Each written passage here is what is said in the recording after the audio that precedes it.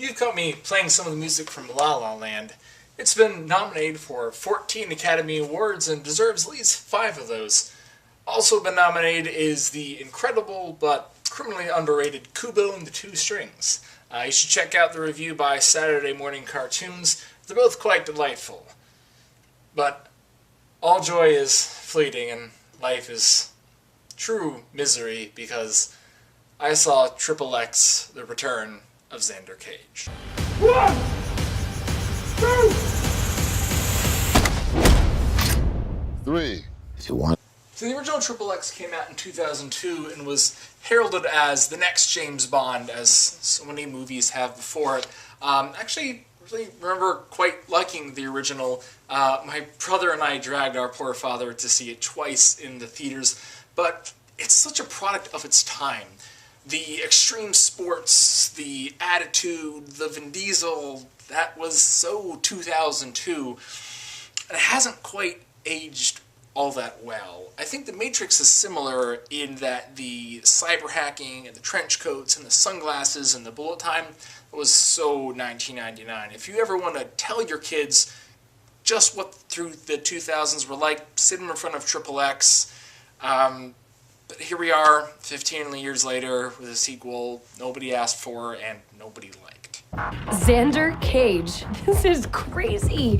I was at Coachella and Guns N' Roses got back together, but this is way cooler. Breathe. Take your time.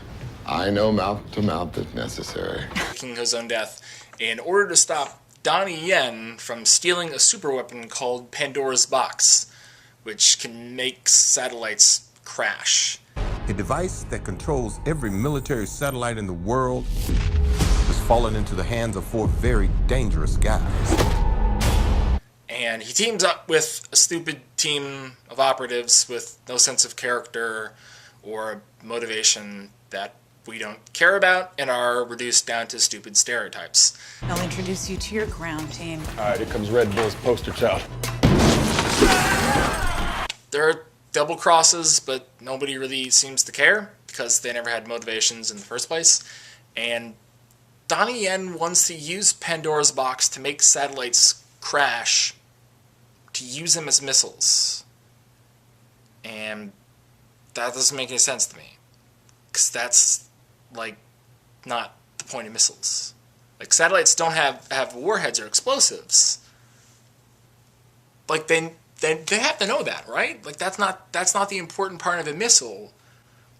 To use them as projectiles seems kind of dumb. It's just metal crashing. That doesn't do anything. I think the loss of the satellites in the first place would really be the most crippling thing. And again, it doesn't really matter because Donnie Yen's crew just kind of joins up with Vin Diesel's and then become best friends in like 20 seconds or so.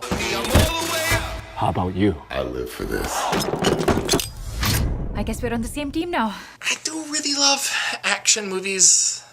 My column used to be called Mindless Action Mondays, but too often I see a lot of schlocky action movies try to be dramatic, and you don't really get to have it both ways. You can't both be moody and thoughtful and also have explosions and gunfights and one-liners. With the exception of Hot Fuzz, these things are mutually exclusive. Vin Diesel does do action well. You just have to let him be Vin Diesel. High school. Oh, no! He does fun, charismatic, pseudo-superhero characters well. I like the Fast and the Furious series. They're not Oscar movies, but they're fun, and they have good set pieces and interesting characters.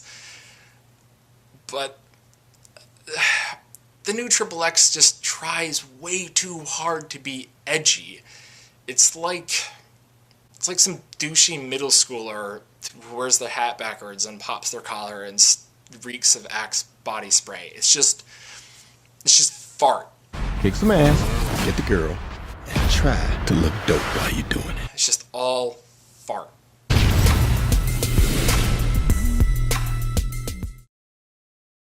We all have our embarrassing moments.